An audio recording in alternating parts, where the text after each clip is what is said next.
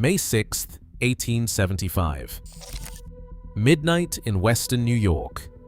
A passenger train crosses a wooden bridge over a gorge 250 feet deep, and the coal sparks from the locomotive's smokestack catch the timber deck on fire. By morning, the longest wooden railroad bridge in the world is gone. By afternoon, a 26-year-old engineer named George Shattuck Morison has 4 days to design a replacement before the Erie Railroad loses its Buffalo to New York Revenue line permanently. He builds it in iron. He says afterward that the design was prepared, in his exact words, in the hurry of a pressing necessity. The bridge he built under those conditions stands for 142 years, and the machine crossing that gorge this morning, the 1.2 million pound locomotive approaching the Genesee Arch Bridge at 12:20 p.m., crosses the third bridge at that location, not the second. It crosses the structure that replaced the one Morison built in a panic. The machine that made the first bridge burn is the reason 3 different civilizations of American engineering have each tried to cross that same gorge, each one assuming the answer was finally permanent, each one finding out they were wrong. Which raises the question, what does the bridge standing right now know about the machines that haven't been invented yet? Subscribe to American Ironworks. This is the kind of question this channel exists to answer. The gorge itself is older than the bridge problem. The Genesee River carved what is now Letchworth State Park over thousands of years, following the retreat of the last great glaciers approximately 13,000 years ago.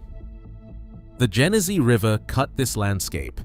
The rock it cut through is Devonian shale and limestone deposited roughly 380 million years ago, when western New York was submerged beneath a warm inland sea. The Devonian strata shaped every decision engineers would later make. The gorge reaches 600 feet at its deepest point. At maximum depth, 2 Statues of Liberty stacked base to torch would not reach the rim from the river. The Seneca people called it Segahunda, the Vale of 3 Falls, and they understood something the railroad engineers of 1851 were only beginning to work out. This place does not yield to the people trying to cross it. Segahunda was a name that carried a lesson. It reroutes them. It outlasts them. The Erie Railroad began construction on its first bridge here in the summer of 1851. The engineer in charge was Silas Seymour. The problem was not the height, 250 feet, so much as the width. 900 feet of open gorge, no intermediate support possible in the river below, everything carried by stone piers anchored in the gorge walls. 900 feet presented the real challenge. Seymour used timber. He had to. Cast iron at that scale, at that height, with the foundry technology of 1851, was not an option any American railroad could afford to consider. Timber was the practical choice. The timber came from 205 acres of cleared forest. The lumber tally was 1.6 million board feet. The masonry for the piers ran to 10,000 cubic yards. The Irish laborers who built it from the gorge walls outward across open air finished without a single fatality, a fact the railroad advertised because at that altitude, with that exposure, finishing without a casualty was the kind of accomplishment that required a press release. Fatality marked the surprising result. The bridge opened August 14, 1852. It immediately became a tourist attraction. As many as 20 trains crossed in each direction daily. The Erie Railroad ran advertisements in Buffalo newspapers promoting 8-hour excursion trips specifically to watch the train cross the gorge. The advertisement copy named the experience wild and picturesque beauty and sublimity. They built a hotel at the gorge rim called Cascade House. People came from across the Northeast to stand at the edge and watch a machine traverse a void that 2 decades earlier no railroad engineer believed was crossable at all. The experience was documented in guidebooks. Passengers were advised to position themselves near the window as the train approached the gorge so they would have enough warning to prepare for the moment. The ground dropped away beneath them. The bridge was designed so that the deck was fully exposed. No solid railing, no enclosed sides. That meant that anyone who looked down from a car window at the moment of crossing was looking straight into 250 feet of open gorge. This was considered a selling point. The railroad sold the vertigo. The genius of the 1852 design was in its maintainability. Seymour built the timber frame so that any individual piece could be removed and replaced without interrupting rail service above. This was an intentional engineering choice made specifically because the railroad understood that a timber bridge at that altitude, traversed by coal-fired locomotives daily, would require continuous maintenance. The design was built for the work it knew was coming. Its weakness was the same coal fire it was built to survive. The maintenance system kept the timber sound. Nobody maintained the fire suppression system with the same discipline. The bridge had one design flaw: the same technology that made the railroad commercially viable. The coal-fired steam locomotive discharged sparks from its smokestack as a normal byproduct of operation. The designers knew this. Fire barrels were stationed at each end of the bridge, water hoses connected to those barrels. A watchman was on duty every night with explicit instructions to patrol the span and extinguish any sparks before they caught the timber. What the designers did not account for was institutional neglect. On the night of May 6, 1875, a watchman named Pardon Earl was on duty when a passenger train crossed and set the timber alight. Earl ran to the nearest fire barrel. The hose connections had rusted shut from years of disuse. He ran to the other end. Those connections were rusted too. He watched the bridge burn. A man named William Pryor Letchworth, the industrialist and conservationist whose estate adjoined the park and who would eventually donate that land to New York State, rose from his bed that night and watched from his porch on the gorge rim. He dictated his account to his secretary, who saddled a horse and rode to the nearest telegraph office in Castile to wire it to the Buffalo newspapers. The story ran Saturday morning, May 8, 1875. By that point, the bridge that had made Letchworth's Gorge famous across the northeastern United States was cold iron and ash in the river below. By morning, 24 years of engineering achievement and the only direct rail crossing of the Genesee Gorge were gone. Only the stone piers remained. What happened in the 4 days that followed is the part of this story that rarely gets told. The Erie Railroad was not a sentimental institution. The Buffalo to New York revenue line ran through that gorge. Every day the crossing was down was a day of freight income transferred permanently to competing lines. The railroad had a choice: rebuild, reroute, or concede market share. Rerouting would mean years of construction. Conceding would mean financial collapse. Rebuilding was the only answer, and it had to happen in weeks, not months. 4 days after the fire, the Erie contracted Watson Manufacturing Company of Paterson, New Jersey for an iron replacement. The engineer assigned to the design was George Shattuck Morison, a 32-year-old Harvard-educated classicist who had pivoted to civil engineering under Octave Chanute, then chief engineer of the Erie. The Portage Bridge was Morison's first major commission. He had no precedent for what he was being asked to do. He had the original stone piers, which he could widen but not relocate. He had the gorge dimensions. He had a revenue deadline. He described his final design in a paper delivered to the American Society of Civil Engineers as prepared in the hurry of a pressing necessity, noting that he and his team were obliged to conform in a measure to the plan of the original timber structure. Morison's crew began driving iron in June. They erected the last tower in 11 days. The bridge opened for traffic on July 31st, 1875, less than 3 months after the fire, depending on which contemporaneous account you trust. Sources from the period differ by a matter of days on the precise opening date, but the span from disaster to operational crossing was measured in weeks, not quarters. The 1875 iron bridge stood 820 feet long and 240 feet high. Upon completion, it was hailed as the highest and longest bridge in the world. Like its predecessor, it became a tourist attraction. Unlike its predecessor, it was built from a material that would not burn. When the bridge opened, there was no celebration. Contemporary observers recorded that the new bridge seemed to lack the poetry of the old wooden structure. What Morison built in that emergency went on to outlast his own reputation. He left the Erie in late 1875 and built major crossings over the Missouri, Ohio, and Mississippi rivers across the next 2 decades. His Memphis Cantilever Bridge, completed in 1892, still spans the Mississippi. He served as president of the American Society of Civil Engineers. He was named to the Isthmian Canal Commission that selected the route of the Panama Canal. George Shattuck. Morison died July 1, 1903. That was the same year the Erie Railroad replaced the iron truss spans of his Portage Bridge with steel, while leaving the original 1875 cast iron bents in place. His first major commission was still standing at the time of his death. It would stand for 114 years after he was gone. Now here is what the railroad knew about the 1875 bridge that it did not say publicly for most of that bridge's life. The structure had a ceiling. It was built for the locomotives and freight loads of 1875. As American railroads grew, and as the freight cars they hauled got heavier across the 20th century, the bridge fell progressively further behind the weight standards the industry required. By the late 1990s, Norfolk Southern, which owned the Southern Tier Line through inheritance from Erie, then Erie-Lackawanna, then Conrail, had begun planning for replacement. The planning started in 1998.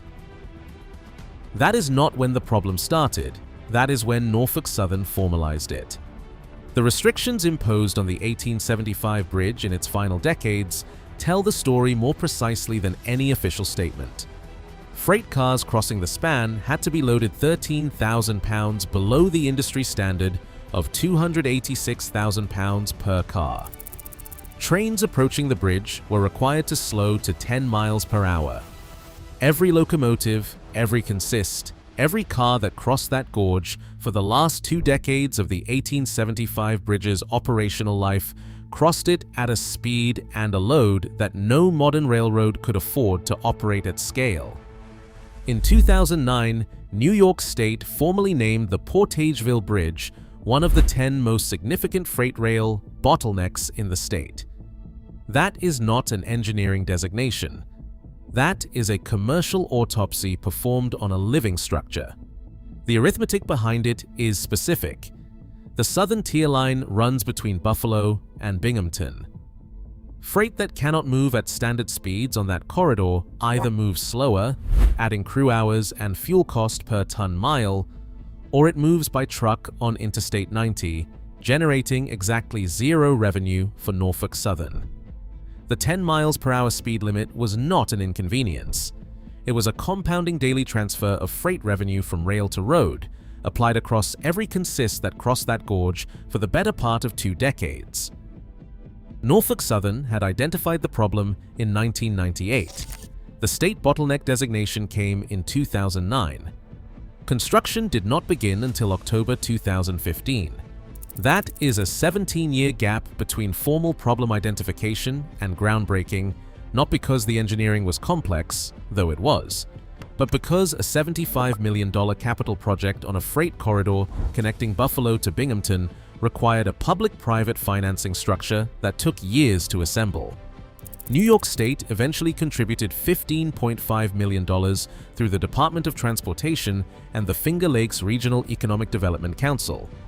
The Federal Highway Administration contributed funding under the Congestion Mitigation and Air Quality Program on the grounds that moving freight by rail instead of truck reduces carbon emissions.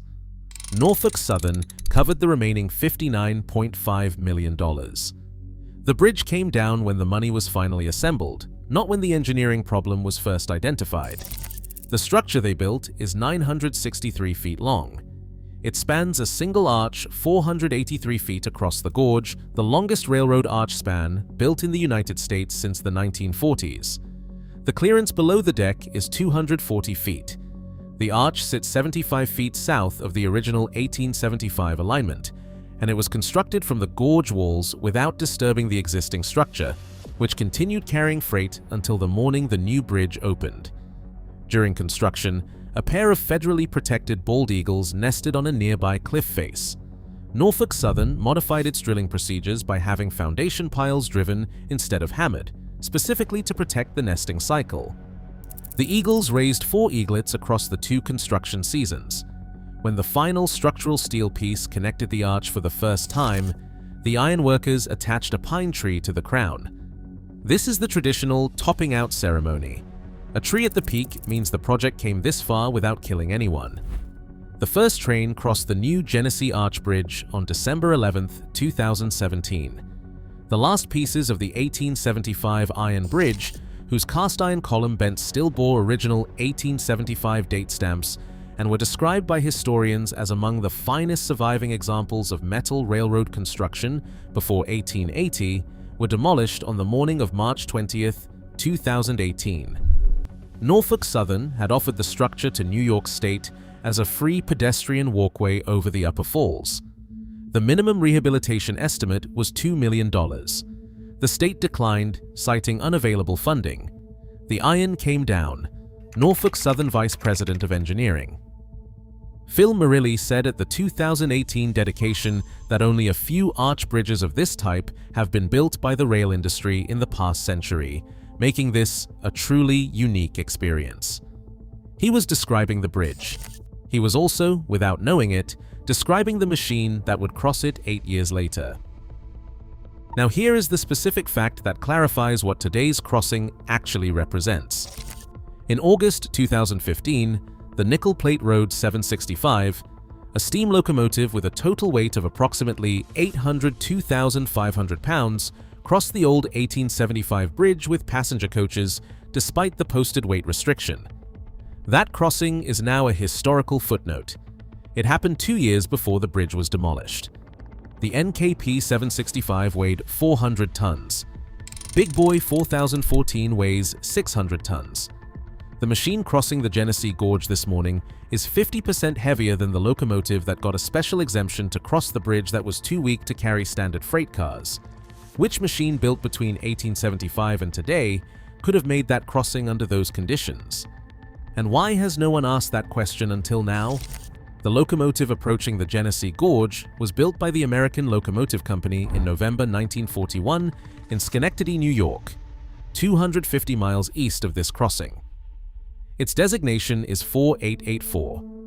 Its frame is articulated, hinged at the center, so the front 8 drive wheels navigate curves independently of the rear 8. The total weight including the tender is 1.2 million pounds. The boiler operates at 300 pounds per square inch. Its tractive effort is approximately 135,000 pounds, enough to pull a 4,200-ton freight train over the Wasatch Range.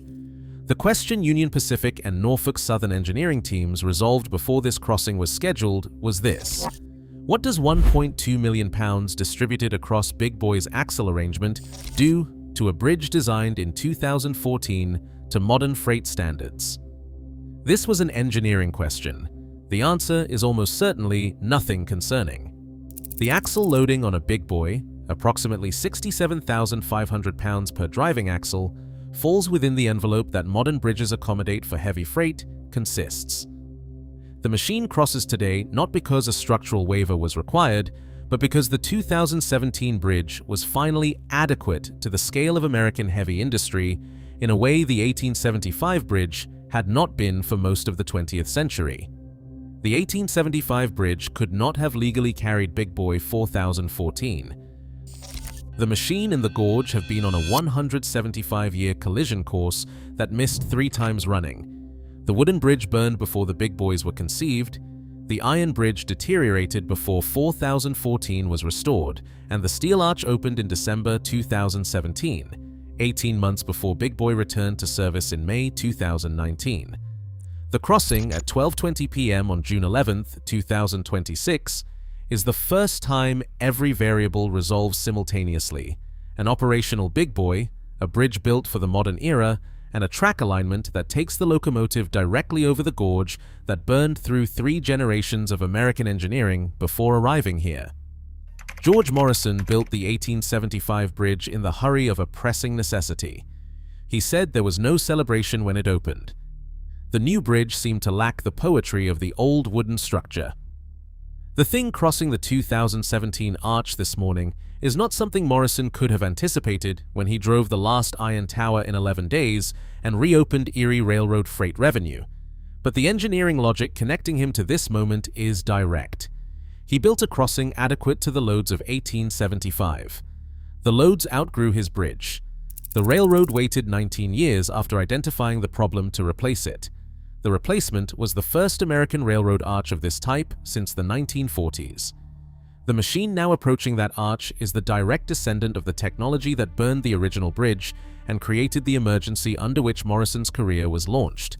The gorge that carved itself out of 380-million-year-old Devonian shale over 13 millennia of glacial melt does not care about any of this.